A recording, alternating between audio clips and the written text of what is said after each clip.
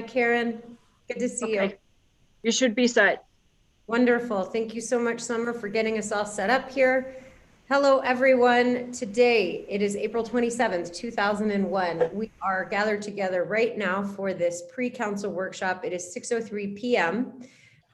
This is just before our regular meeting at 7, but we are coming together for a workshop here for item 1.1, proposed ordinance 2021-07, an ordinance repealing and replacing Moab Municipal Code Chapter 8.24.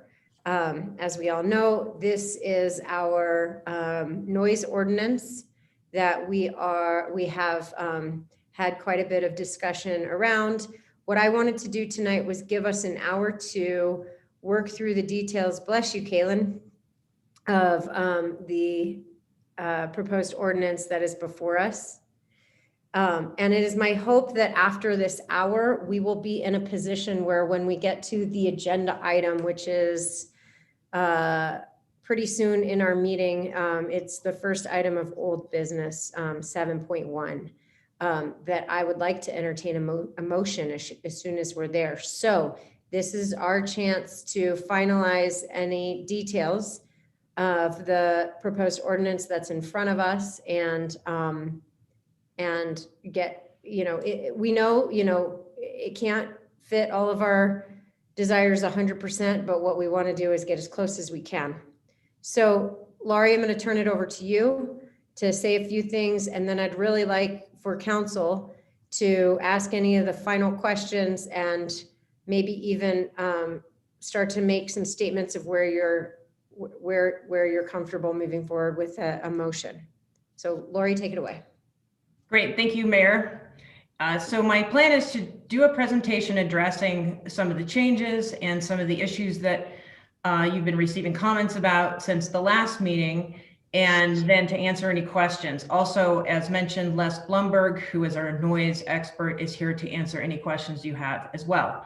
So by way of background, we're here to consider the ordinance, revised ordinance that you initially considered at your April 13th meeting. And then since that time, I just wanted to go over the changes to the ordinance were based upon the consensus I thought came out of the last meeting. And so I went ahead and made those changes that there was consensus on, and they are as follows. The construction hours and maintenance were combined to be, and then are exempted from the decibel limits from 7 a.m. to 6 p.m. on weekdays, and Saturdays 8 a.m. to 6 p.m. The other change was to make the nighttime quiet hours from 10 p.m. to 7 a.m. Monday through Saturday, and then 9 a.m. on Sundays. The other change was to exempt the high school from the ordinance because of the band, and update the word phonograph and change that to the word speaker. So those were the consensus changes that I got from the last meeting. In addition, several council members contacted me directly. The mayor requested that you contact me directly with any other changes or suggestions. I made the changes or suggestions that were stylistic changes or corrections to the ordinance. I did not make any policy changes. So the other changes that I made were ones that council contacted me directly about or ones that staff requested. So those changes are, I included an exception for public works operations and under our exemption section. And I took out from the last ordinance, there were certain provisions in brackets where there were decision points to be made. I took those items out of brackets to make a clean version. And I put it in the format necessary for adoption. And as I said, I made the stylistic and typo corrections that some of the council members caught. One of the other things that has occurred since our last meeting is that the county has also passed a noise ordinance. And so what I wanted to do is go over their ordinance and point out in ways that our ordinance is similar, and in some small ways where our ordinance is different. So one of the things that is different is that the county's nighttime hours are slightly different, and they had nighttime hours that included some summertime hours. So their nighttime hours are called restricted hours. They are from 9 p.m. to 7 a.m. and 9 p.m. to 9 a.m. on Sunday, except during the summer months, defined as May through September, when those restricted hours are from 10 p.m. to 6 a.m. The things that are, the other thing that is different from the county's ordinance is the county exempted motorcycles from the stationary test. And, you know, if the council wants exact consistency with the county ordinance, we can do those things as well. The similarities are the important things. The similarities are that the decibel limits between the county and the city are the same. I won't go over all of them in detail, but they are the same. They have adopted the 92 decibel 20-inch tailpipe test and the same decibel limits for the pass-by tests for vehicle noise. The other thing that's consistent is the county is also requiring the EPA sticker for motorcycles. And I'm going to talk a little bit more about that later because you've gotten some emails about that. So those are the highlights. I wanted to talk a little bit about the county did have a lot of debate over the decibel limits and also the EPA sticker. And I wanted to share some information that the county council has passed along to me. The EPA sticker decision was made after noise testing 7 bikes with Cliff Kuntz and also a personal observation, and that they felt that the EPA sticker was visible and that there was not an issue with the sticker not being or being covered or in any way obscured. And I wanted to address the council has received a lot of comment and consideration about the ordinance itself. And in particular, many people are commenting that the ordinance is too strict, that the ordinance should have lower decibel limits, in particular for the stationary test limits at 95 or 96 decibels. And there are many comments on the other hand saying that the ordinance is not strict enough and that the decibel limits should be much lower. And it's a very hard decision and a difficult place for the council to be in. What I want to do now is talk about sharing some facts and some data that will actually help make your decision. And I think there is some misinformation out there and and you've received a number of emails that contain information or opinions that are not based on fact. So the first thing I wanted to talk about is the EPA sticker. So the EPA sticker is just a sticker that's placed on the muffler. It's a federal requirement. It's the Federal Environmental Protection Agency. And what happens is that when a motorcycle is manufactured, the manufacturer is required to test the vehicle at full throttle at 50 feet. And the decibel limits for on-road and off-road motorcycles are 80 decibels and 82 decibels, respectively. So at manufacture, all the motorcycles are going to meet that requirement. That's an important thing to know because what we have is a requirement the sticker be on the vehicle. It should be on the vehicle. It's federal law. If it's not on the vehicle is violating federal law. It also should be visible. So if we have a requirement that the vehicle have a sticker and be visible, all we're saying is you have to comply with federal law. The other thing to note is competition motorcycles are exempt, and that even if you get an aftermarket muffler, say your muffler breaks, all aftermarket mufflers, replacement mufflers are supposed to have the sticker. So it's pretty straightforward. All motorcycles other than competition should have the sticker. Laurie, Yep. could I interrupt you quick? Yeah. Could you qualify when you say sticker, it's not something that can come off. Is that correct? It's more like it's etched into the muffler. Yes, and just for backup, you see Les is nodding as well. So your I made my husband take me out in the garage and show me the stickers on the motorcycle. Yeah, and it's just because it's supposed to be on there for the life of either the motorcycle or the part. And of course, you know, it's going to be water and mud and all kinds of things. So It is there. So the other thing the point in some of the emails you've gotten is that the requirements we're putting in place will make it impossible for motorcyclists to recreate in Utah anymore and in Moab. And that's actually not true. I had a conversation with Les a little bit earlier, and we have a chart that we want to show you that shows, based upon data gathered by a California study, that if a motorcycle passes the EPA test, that the motorcycle would then pass our stationary test. So Les, you sent me the updated version, which is, do you have it handy, or do you want me to share my screen? Oh, and Les, you're on mute. Okay. You go ahead and share your screen is what I think he's saying. Yeah, if you could. Okay.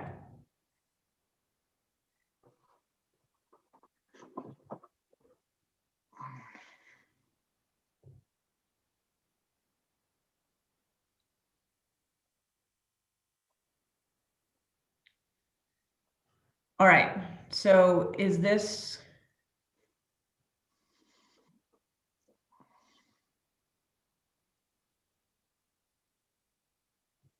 I'm gonna make it a little bit smaller. Can everyone see that? All right, so this is where I'm gonna have Les explain briefly how this shows that if you have an EPA sticker on your motorcycle, that you will pass our 20-inch tailpipe test. Okay, thank you. So the just to give you an understanding of the graph, each of the triangles is a motorcycle or ATV or dirt bike. The vertical or left-hand axis is the test results for vehicles at 50 feet using the EPA's full throttle acceleration test. The horizontal and bottom axis is the test result for the 20-inch test, which is similar to what's proposed for Moab. So each vehicle has a triangle that, you know, has two different levels, one level at 50 feet, one level at 20 inches. All of this data came from the California Off-Highway Vehicle Report. I believe that it's been in your packet in the past.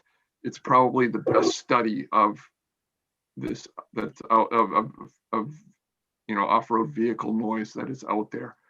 And there's what I've done is I've taken the left-hand axis and you can see it's kind of stretched.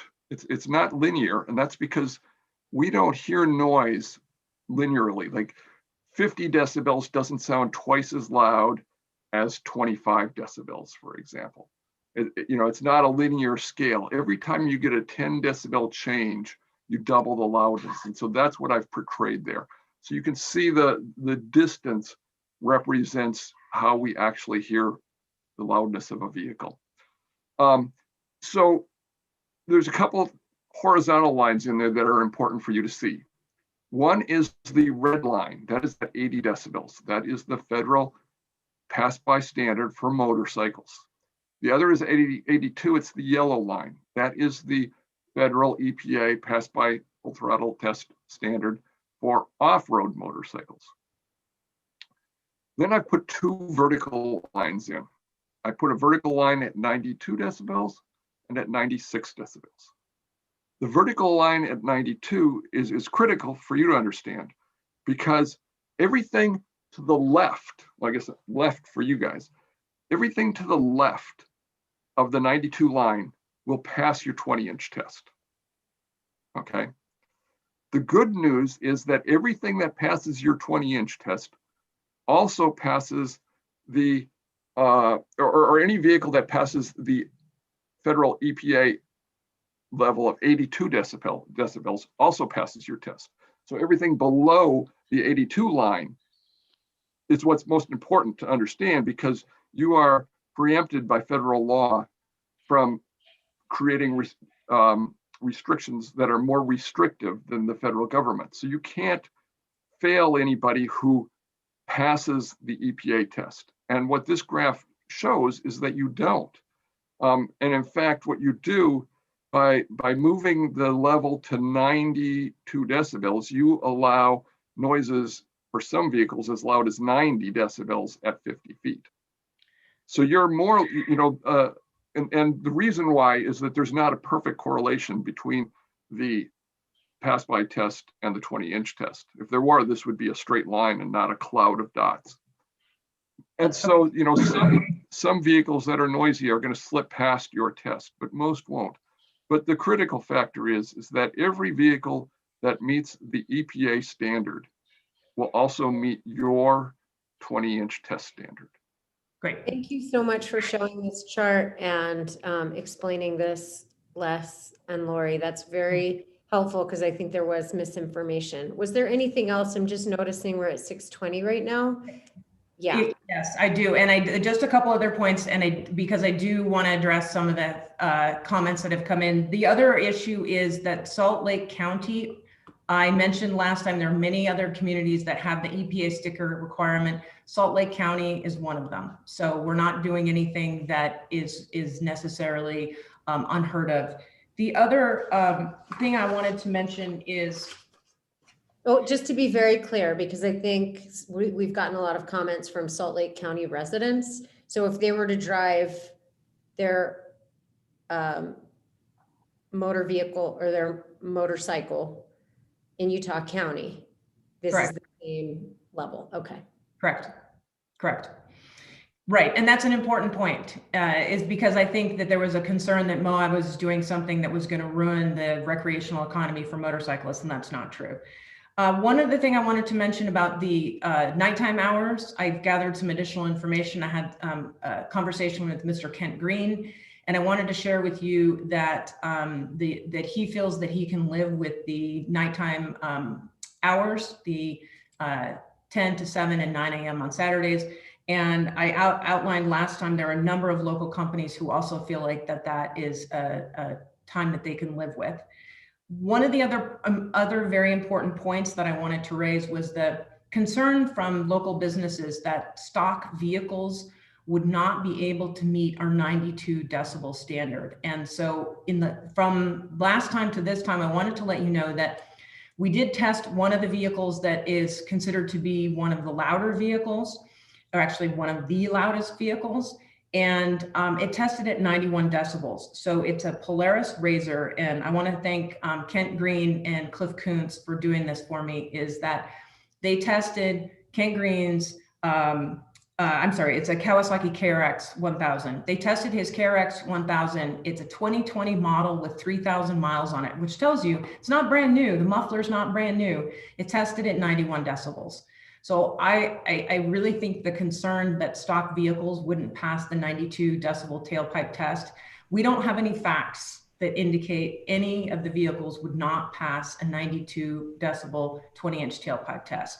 And the only vehicle we were told was a concern, we tested, and it's not a concern. It tested at 91. I do want to mention that you received a number of comments and you received a letter from a number of OHV groups. I talked to Brett Stewart at Utah OHV Advocates, and they are encouraging a 96 decibel limit. They feel like that there would be enough cushion there for stock vehicles to have a little cushion between the 92 or 90, 91, which is what we've tested. And but I just wanted to put that out there, is that their position and the Motorized Trail Commission's position is the decibel limit should be at 96.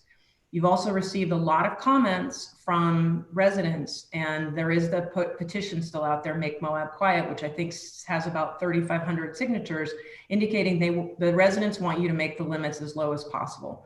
So there's those conflicting requests. I'm trying to give you the data to show what's consistent with what the county is and why the ordinance was drafted at 92.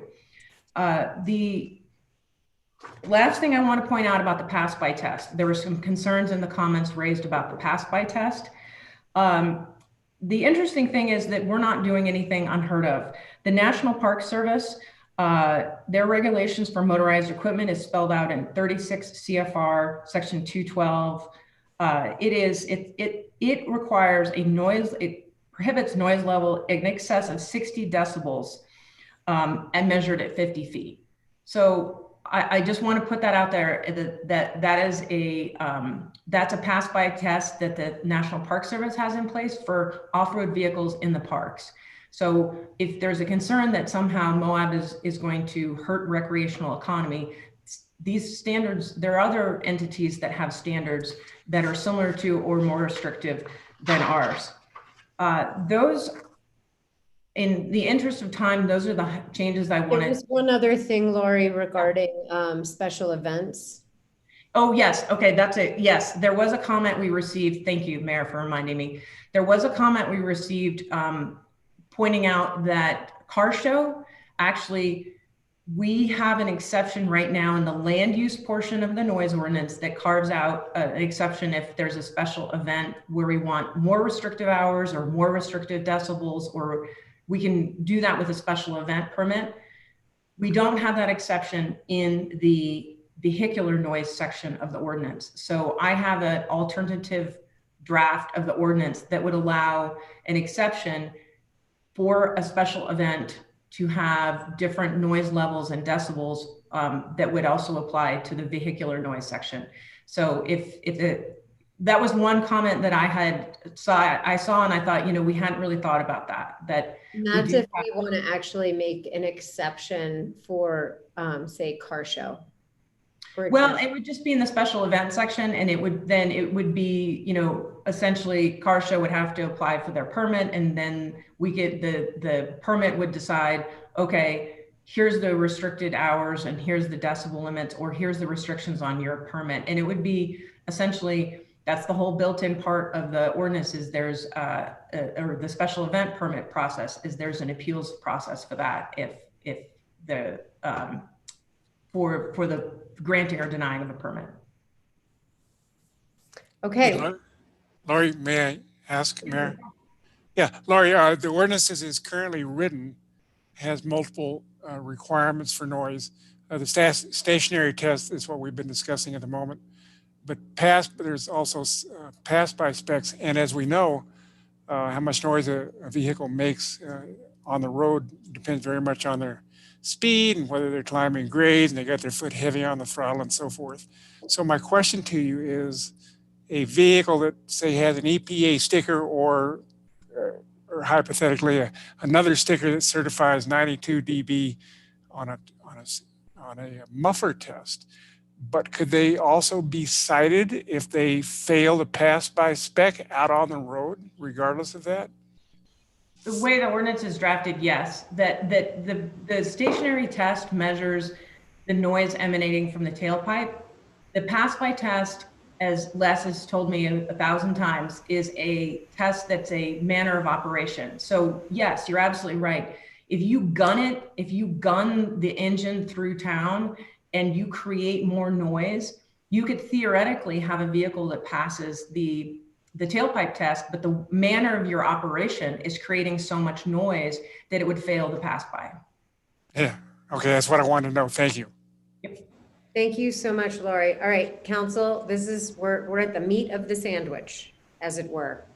What I need to hear from any one of you right now is ordinance that is before us. What would you, if anything, would you like to propose as a discussion for amending the ordinance that is before us?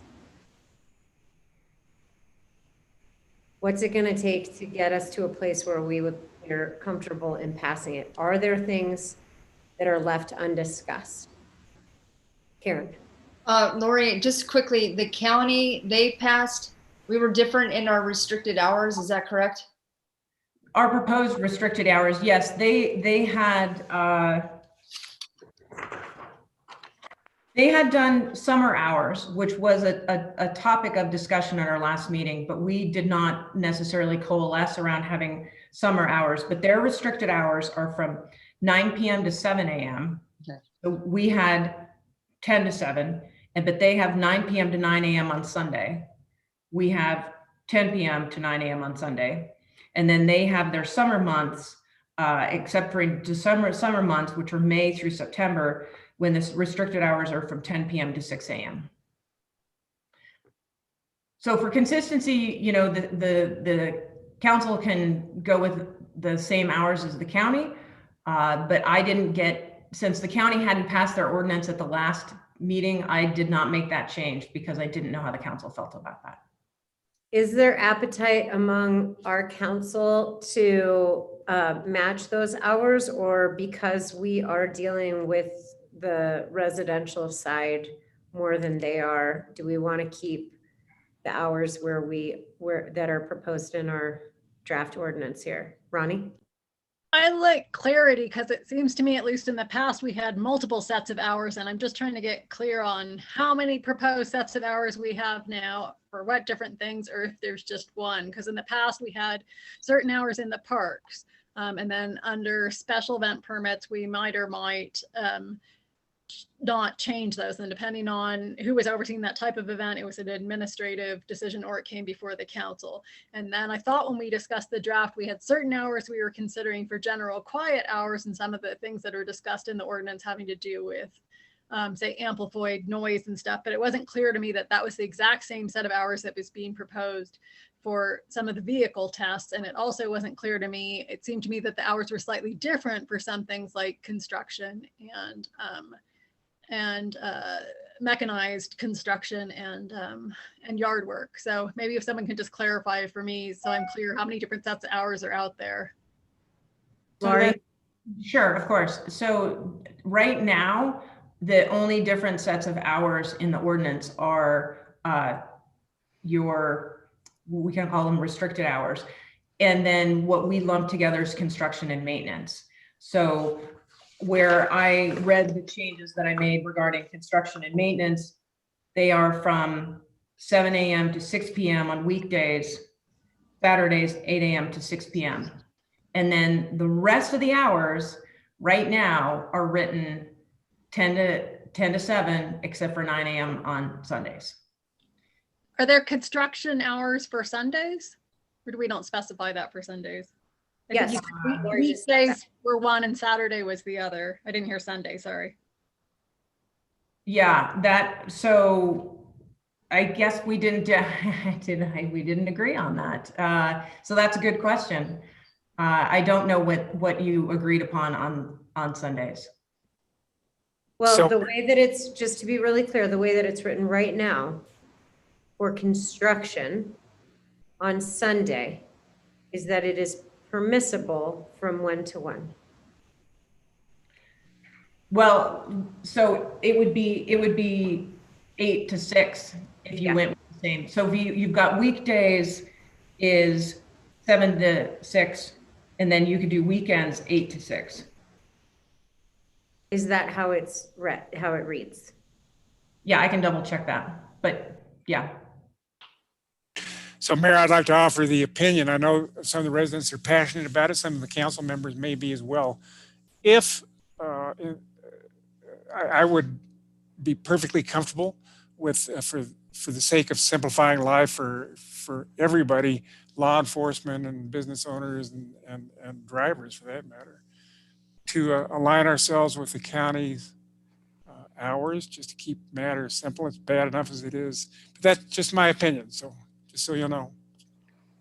Well, I agree with you that I would like alignment with the county, although I am concerned about some of the hours. I feel more comfortable with consistency. I'm concerned about seasonality and seasonal confusion. I also feel like our hours just are a bit more strict, but our hours align with what we've heard from our vendors. Karen? Actually, Mary, I think our hours are more liberal than the counties. That's how it's stated, because their hours is 9 to 7, right? Or 9 to 9? So they're 9 to 7, and then during Monday through Saturday, and then 9 p.m. to 9 a.m. on Sunday. And then their summer months are 10 p.m. to 6 a.m. So they are they are more restrictive than our proposed hours. Well, 10 to 6 is less restrictive. I'm looking at the summer months. Oh, okay, okay. I think that so the winter, define the winter months based on their ordinance. What are the winter months? October through April. So that's when it's dark at 5:30, right? I mean, I guess we're in April right now and it's 6:30 and it's sunny outside. So maybe this is interesting. I mean, it's very season right now. I think it kind of depends on what you're considering, more liberal or more conservative. The county's hours, the county's restricted hours start earlier than ours were going to. They both end at 7 a.m. during the week. Their summer hours start at 10 and go to 6. So there are less hours that are restricted, but the time they begin is later, if that makes sense. And I tend to agree with Mike. I'm not opposed to mirroring their hours. I think it gets really confusing for people. I mean, who actually really knows where the city limit is, and if you're, outside the city limits, you're breaking the law, and if you're not, you aren't. Yeah. Les, I see you, but I really need to give time to my council to communicate about where they are. Okay. Ronnie? I would love to hear from Les because I know in previous meetings he's mentioned sometimes you have different standards for different situations. And at some point here, I will give my opinion about what I would support. But can you just remind us, Les, as you've observed this around the country, do people just set one set for everything? Because like I said, in the past, I think we had multiple sets depending on what we were talking about. Yeah, I totally understand your desire to have just one set of hours. I don't think it's a good idea. Because sometimes what your hours are doing is exempting people from the noise ordinance. Sometimes what your hours are doing is setting a decibel limit for that period of time. They're doing different things. For example, the construction can happen any day or any night, but it just has to meet the decibel limits. Then what you do is you exempt them during certain hours, usually during the day. And so that's really different than choosing a decibel limit. And so for a specific activity. So I understand that. The other thing I think is important to know is that, there is an informational piece to this too, because in enforcement, a police officer goes out and says, you're in violation, can you turn it down a little bit? It's usually not straight to the citation, but more of a complete community policing effort. And so it's really an education thing initially. If they're repeatedly doing it after being informed, then I think the police are going to take action. But I suspect most of the time people come into compliance and the issue is resolved. And so Les brought up a good point on that, is that I think there's a desire to have consistency with the vehicular noise section with the county for a very important reason.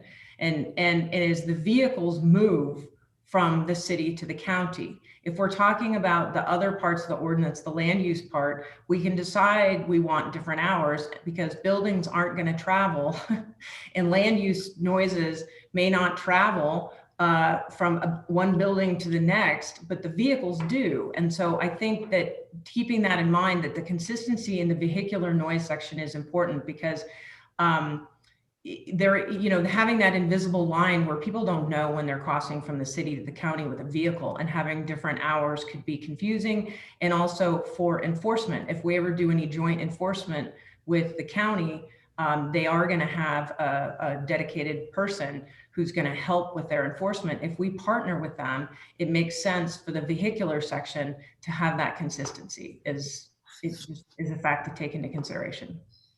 Thank you, Laurie. I think the only thing I have heartburn about is the 6 a.m. start, but Ronnie, you said that you were ready to say where you stand on the ordinance. I'd like to hear that.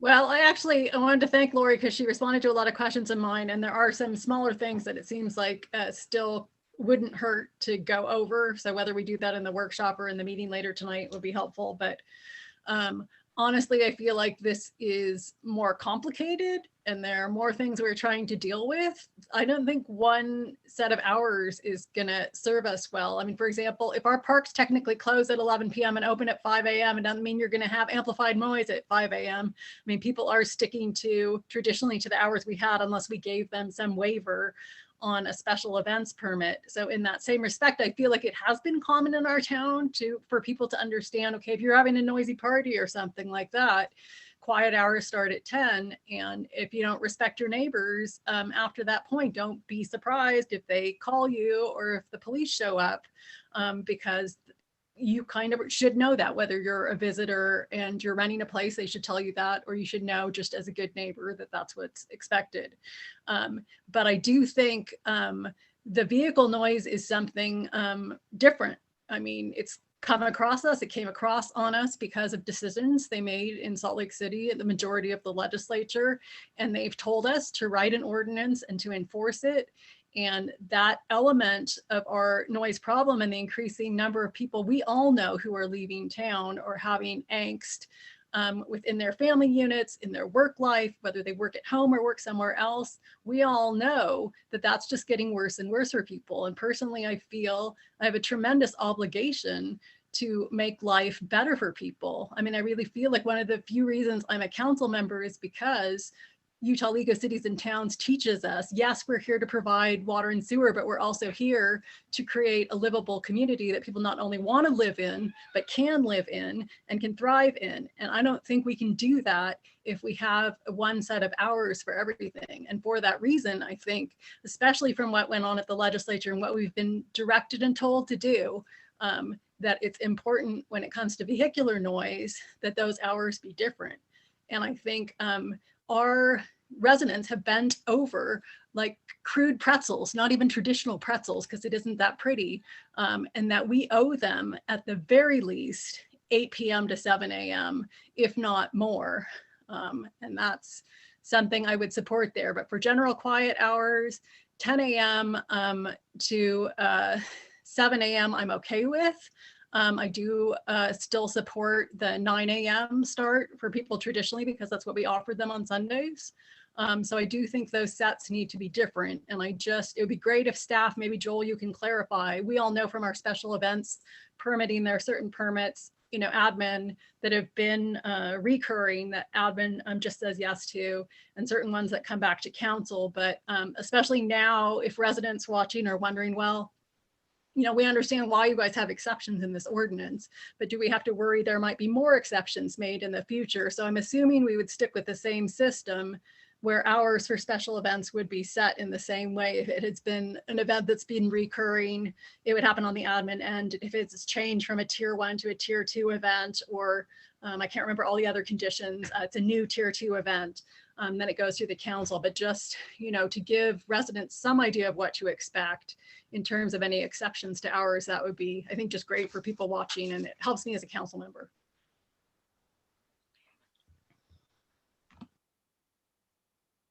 Karen? I'm just wondering if maybe, Ronnie, tell me if you think this is correct.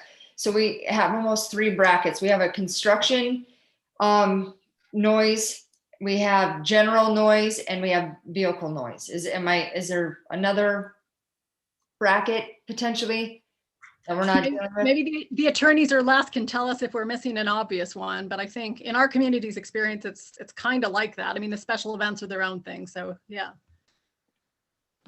I think those brackets are correct.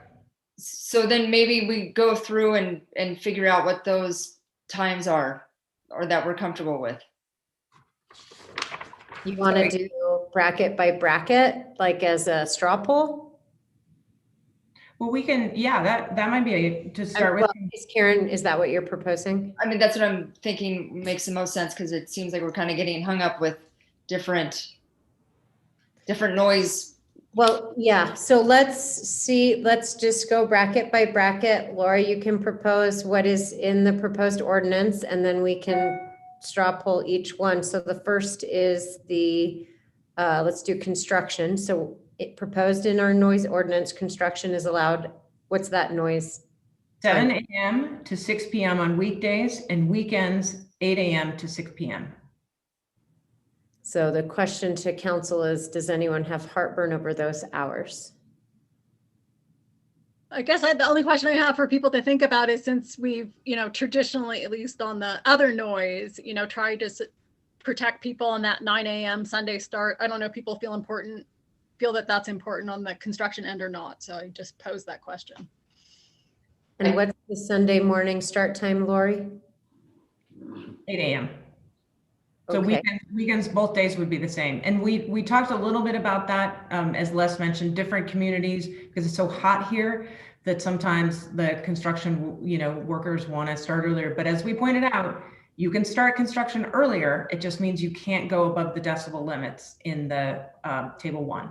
So council, do you have heartburn with the proposed suggestion by Ronnie to change the hour to 9 a.m. for Sunday start? Does anyone have a problem with that? I Okay, struggle a little bit with it because Lori said weekends.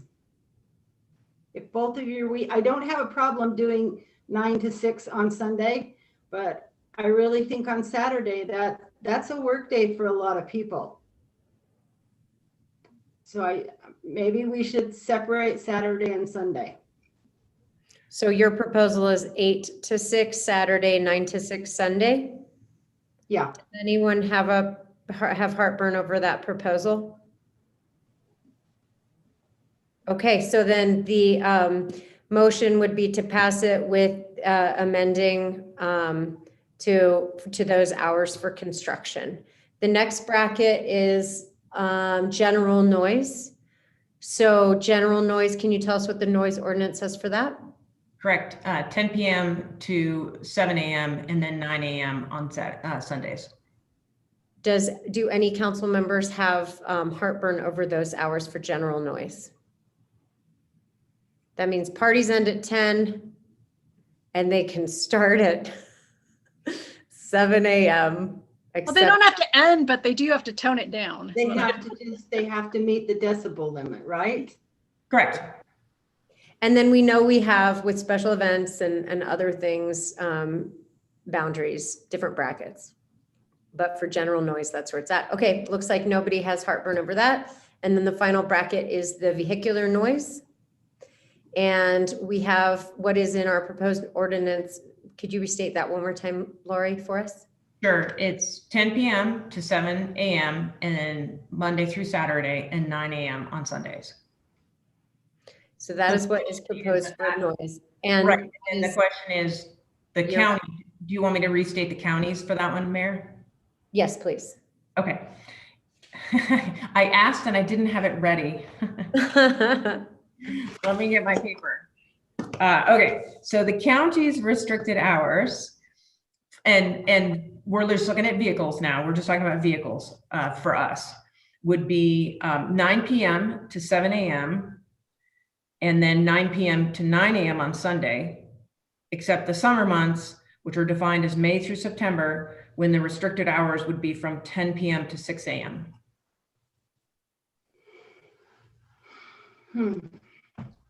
And Sundays, 9 a.m. again in the summer hours?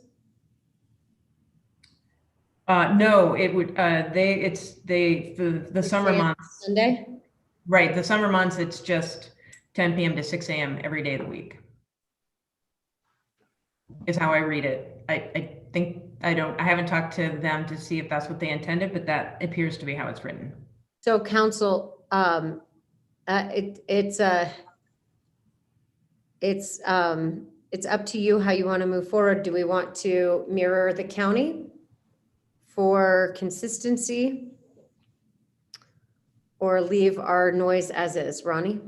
I feel or like we're change different the than hour. the county. I mean, yes, every county neighborhood is different, and yes, city neighborhoods are part of the county, but honestly, we're at the center of things. A lot of our workforce provides services to visitors, but a lot of them don't. And so as the, Travel Council and Economic Development period of the year, September extending to a longer period of the year. And I don't feel like for the average family, if you need, to get your kids ready to school or get them ready for bed or sit down for a meal with them, or if you have things that you need to do around your house, for a lot of people that doesn't vary seasonally. And I do feel like everybody needs, we have all these studies about the health impacts of noise.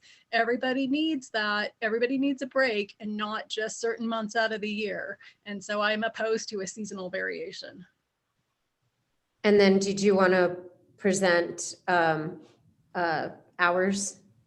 Well, I stick by those hours I mentioned before, 8 p.m. to 7 a.m. so that our residents get a break. And I find that very generous on the part of our residents, because it's less than they would have gotten with the bill. And it's a big compromise on their part. And it's a much bigger compromise than I've seen come and a gesture made in any other way from the other side.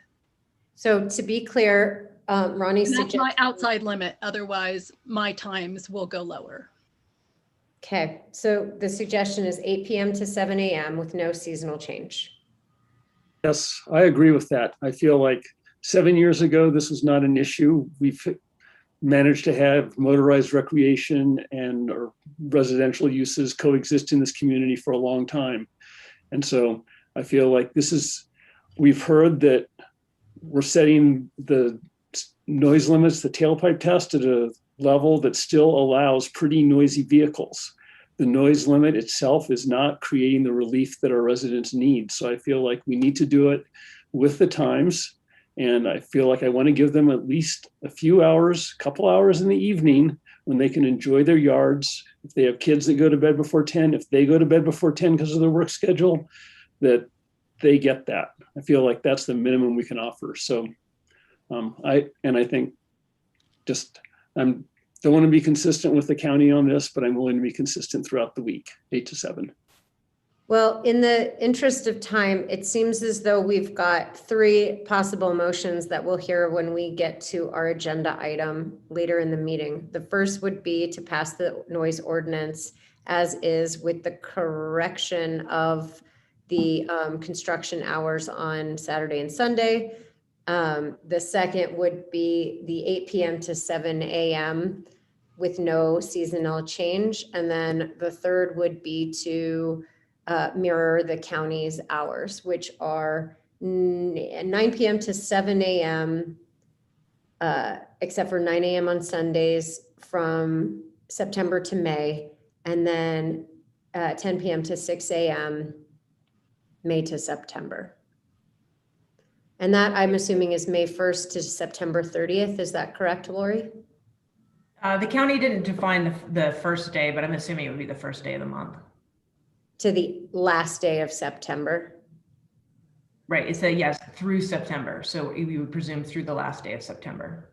Okay, that's curious to me, just because October is such a busy month, as is April.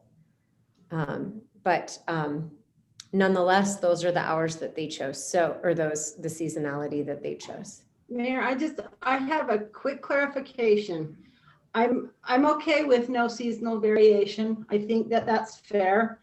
I'm wondering what it actually looks like if we're saying vehicular noise or is this what we're saying? Vehicular noise has to be lower than this many decibels from 8 until 7. I mean, can people still drive home from dinner on their Harley motorcycle, or can they still drive home from the movies in a car that's louder than mine? Yeah, so and I want to know what that looks like. I don't want people being cited for driving home from the movies. No, Tani, that's a great question that I had. Les was nice enough to do on his own time a few more tailpipe tests for different types of vehicles. So just to give you an example, Toyota Tundra 2009 pickup, it came in at 78.2 decibels. Nissan Pathfinder 2012 at 75 decibels. A Subaru Outback, 74.5 decibels. And a Mazda CX-5 SUV, 69.3 decibels. So those are just a handful. So they can drive home in their family cars. Karen? But I'm good with that then. But it sounds like it's also possible for them to drive home in their UTV or their motorcycle if they don't throttle it and are respectful with, is that correct too, Lori and Les? I mean, is that? So the answer to that is that the motorcycles would, it's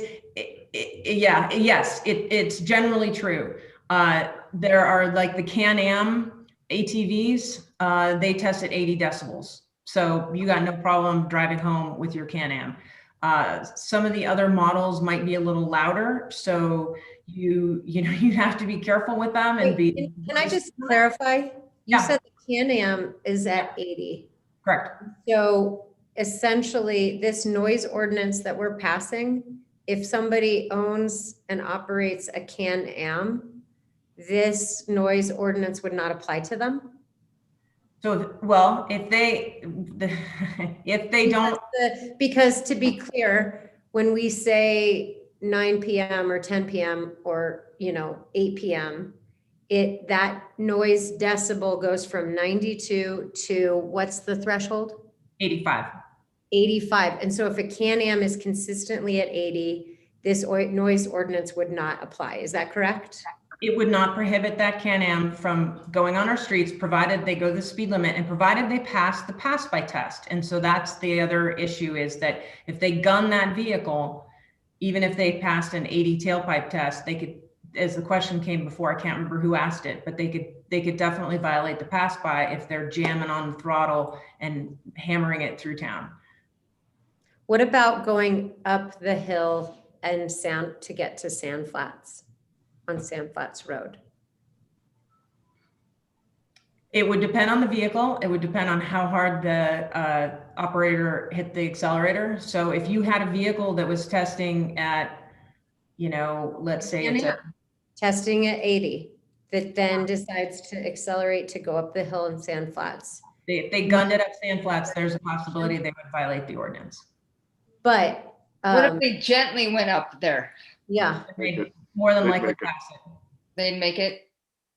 and in concert with the speed limit that we've passed, we're giving them plenty of opportunity through our speed limits to slow down as well, to throttle down as well, correct?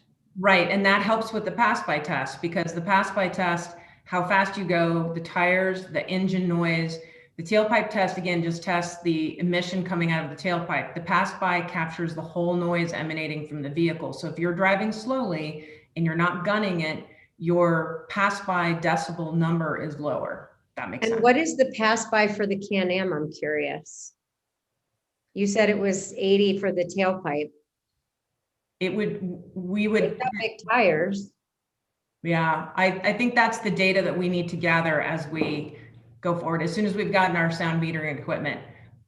But regardless, we're incentivizing throttling down, and we're incentivizing quiet machines and stock mufflers and the things that we've, the education and the gentle throttle down in town campaign that we've been doing over several years. This ordinance basically is the stick after many years of carrot. Is that correct?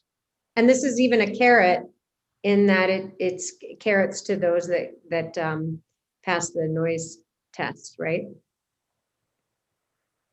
Yeah. So companies that want to do sunset tours that have machines like that are under that 85. Yeah, and there's many, I've heard in some of the listening sessions that some of the local businesses are switching out to the Can-Ams because they're quieter. I want to emphasize, we're running out of time. I want to emphasize to you guys, we're going after the elephant in the room here. Don't worry about the mice right now. I fully expect that after a year, we may revisit all this, find out if what we've intended has worked the way we intended to do. We can always change things next year. So I really don't personally want to quibble over very minor little things like this. And I still think that compatibility with the county would be a good thing for everybody else concerned. Well, and I just want to take the opportunity to thank Senator Bramble that while he, at the legislature said, he fought adamantly against the bill that would, give us the blessing from the legislature to do a curfew. He said, use the tools that we have. And this is us using the tool, getting, having the football to be able to make those decisions. So I just want to thank Senator Bramble, Senator, right? He's a senator, Senator Bramble for that debate and that charge, because we are certainly following his recommendation here. And it is 6:59, so we will continue this conversation, agenda item 7.1, and let's just take a 3-minute break, if that's okay. Do we have another link, Summer? We do. We do. Well, then I will just see everyone and we'll resume in 3 minutes. Sounds good. Thank you. Okay.